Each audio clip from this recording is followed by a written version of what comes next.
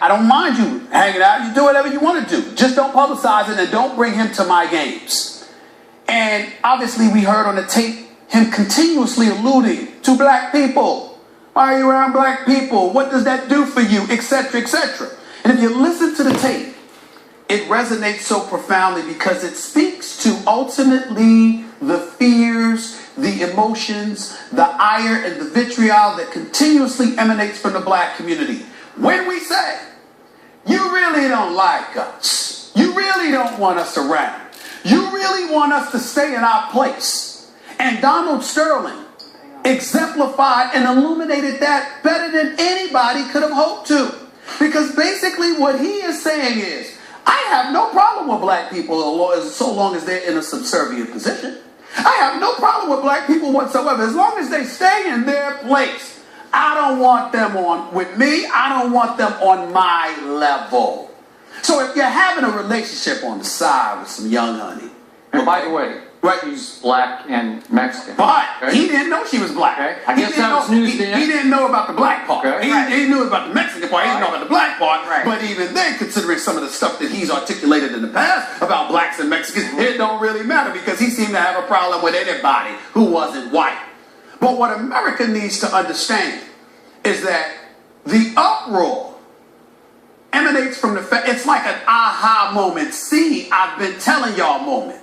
Because what Donald Sterling displayed, allegedly, assuming it's his voice, which they're still checking with the league, what he displayed ultimately substantiated the fears of an entire nation of black people.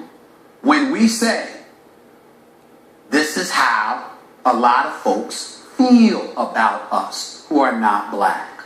We're fine as long as we stay in our place. And what makes this egregious, and I have more to say, but I want to give it to you, Skip. But what makes this egregious is that the NBA is 80% black. You have a team that's more than 80% black. You have a head coach who is now also in control of basketball operations who is black. You have no problem saying these things because they're making you money, but you don't really want them around. They're basically labor to you. It's been validated. It's been substantiated forever. He has to go. He cannot be an owner in the NBA. Commissioner Silver, the NBA owners do not have the power to just strip him of ownership. They can only fine him $1 million. They can suspend him possibly indefinitely. What they need to do is stand up and galvanize America by sending a simple message.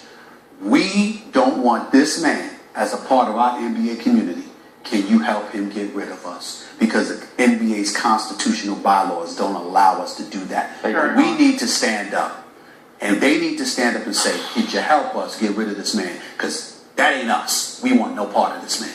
That's what has to happen, quick, fast, and in a hurry. And by the way, Skip Bayless, if it doesn't happen by this time tomorrow morning, I'm going to have something more to say tomorrow. It had better. The NBA owners and Commissioner Adam Silver, they need 24 hours. This should be done by then. You just